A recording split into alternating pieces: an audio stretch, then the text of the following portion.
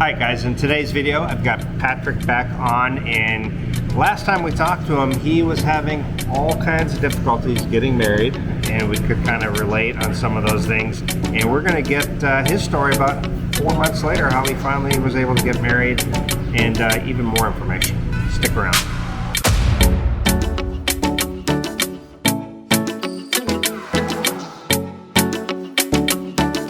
Alright, Patrick, I appreciate you coming back on the channel again. Sure.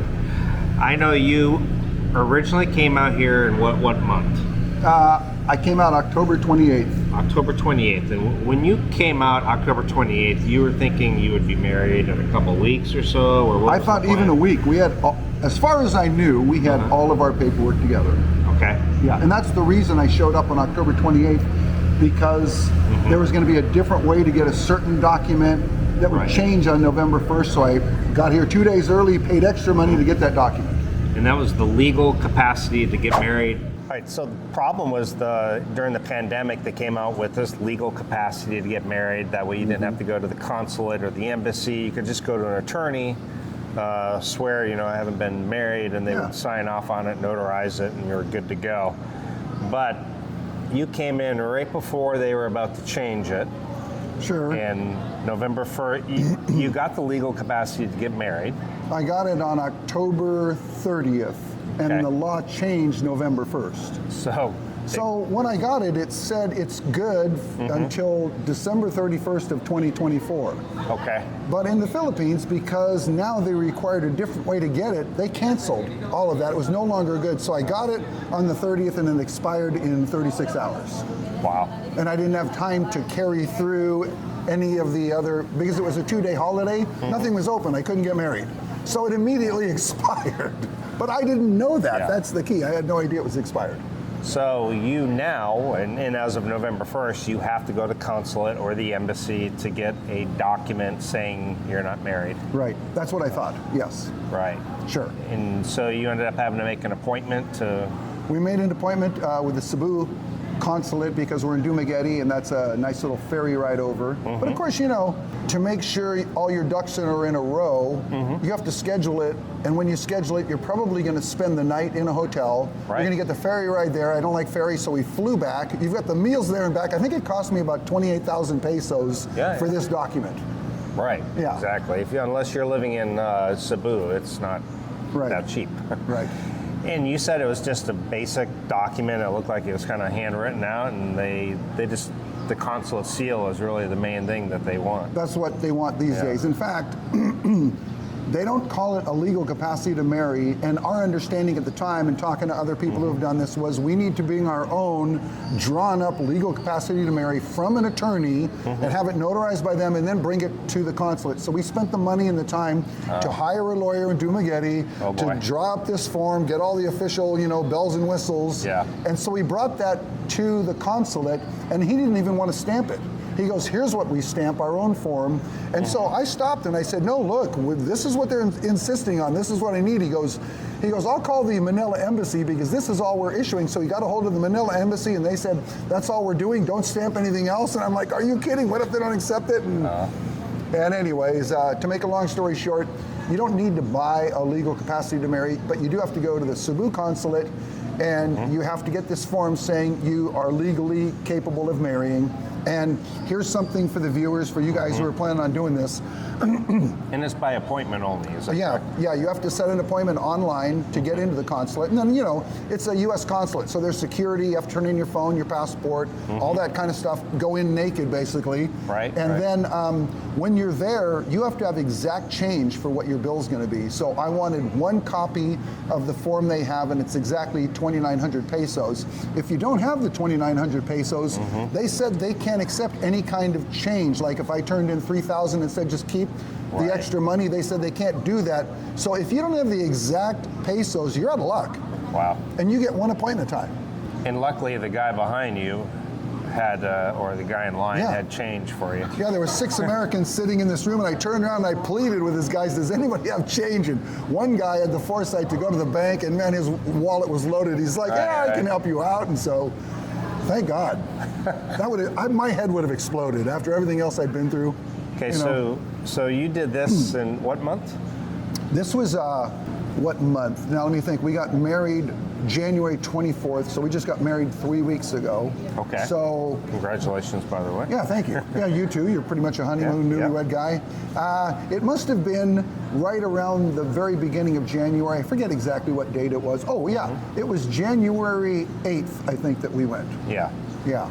Okay. Yeah. So, you know, we did that. Everything was backwards because, you know, I'm not a billionaire, so I try to plan ahead because flights are cheaper. So we're going to get married in Metro Manila with her family, and so we have to schedule that ahead of time to get a good, you know, a plane flight ticket. Yeah. So we planned that. I think I bought those tickets before I came to the Philippines. So now it's 3 months later.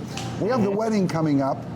We plan a honeymoon in Bohol because we think we're going to get civilly married. Right. Then we're going to go have our honeymoon, and then we're going to have our church wedding in front of the family.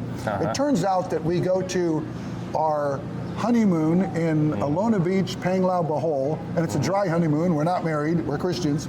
And then we go have the church wedding in Metro Manila. The whole bells and whistles, everything, but we're still not legally married. And you know, she wants to make sure she's legally married, and I'm feeling like God's telling me the same thing. So still no fun and games. Right. And then we turn in all the documents in Dumaguete, and I think if you've seen the previous video, things drag in Dumaguete. It turns out that they gave us a date, and they were correct on the date. It was going to take 2 weeks to get all the forms back. So we got all the forms back. I think there's like a 10-day waiting period or something. At least, I think for us it was almost 14 days, something like that. 10 business days, maybe. 10 business days, that's what it was. Yeah, and so they were good on it. Yep. And but I still didn't want to do Dumaguete because when I asked them, when can we get married through your, mayor, and they said, oh, it's out into the 3rd week of February, and so I was thinking I was going to be married in early November. I've planned from half a year ago. I'm going back to the United States on March 1st. I'm flying out of Dumaguete February 29th. So I'm thinking, you'll be married by 4 months at this point. I'd be married 4 months, but in reality, if I go by Dumaguete's schedule, I'll be married 1 week, and there's even details I don't want to talk about that would prohibit us from having fun until even a little bit later time. So I'm like, this isn't going to work. So somebody tells me about a neighboring city, Darwin, that's really friendly. Yep. So we end up driving down there and asking them on a Monday, can you marry us? And they told me this. They said, if you come with the paperwork tomorrow, we can get you scheduled for one of these Wednesdays. And I said, I need this next Wednesday. I mean, I did a short little thing with the lady smiling, and her smile growing bigger and bigger as she can see the patience of a man wearing out, having been put off from getting his reward for so long. She starts smiling. Pretty soon she's just openly smiling, and she said, we'll see if we can get you in Wednesday, meaning 2 days from then. So we brought our paperwork in on a Tuesday, and they scheduled it. And first she played with me. She said, the wedding, I'm sorry, but the Wednesdays are filled up. You're going to have to wait until next week. And I'm like, you're kidding. You told me. And she couldn't hold back. She started smiling again. Her name was Joy, by the way. She's the, her desk says I'm the ears and eyes of the mayor, whatever, So she was playing around with me. So anyways, we came back the very next day, Wednesday. He did a great civil wedding, the mayor of Darwin. We were married. We were married that next Wednesday, and he even paid for our marriage license as his wedding present to us. Wow. Yeah, just handed me the money and said, here's my wedding present to you. I'm like, wow, that's amazing. Wow. Yeah. Guess we should have got married there too. It was really nice. Yeah. All right. Well, okay, so you're married now, and flash forward, the Ground Zero is having this event where people from the American Consulate and Embassy were giving out information. Now, you guys were interested in a visa for her so she could meet your mom and stuff, right? Just vacation in America. So how did that go as far as what did you find out? Well, so God was in the mix because when I went there, the place, this 2-story building was packed to the gills with American citizens and their spouses and children trying to arrange something, out of the many things, passport renewals or visas or extensions or whatever it may be. Yeah. So I had to sign up on a sheet, and my sign up was 4 sheets back. So they'd go through one sheet of 60 or 80, then they'd pull the next sheet. So I was 4 sheets back, and I'm like, well, better than going to Cebu. Yeah, so for sure. I went and I bought a coffee, and I sat down. Somebody just vacated a table right in the center, so I sat down. Turned out I sat down like A guy was almost old. He was probably a Korean War veteran. He was that old. Wow. And my dad was a Korean War veteran. So, so we start talking, and in the middle of talking, he's got a cane and he can't stand up on his own and he can't go up the stairs, which is where the final processing is. Okay. So I guess his number got called and they somehow knew it, and the guy from the consulate came down to talk to him and sat right across from me. Wow. And I'm thinking, okay, Lord, this could be a divine appointment, you know? So he talks to him, his business, and I don't butt in.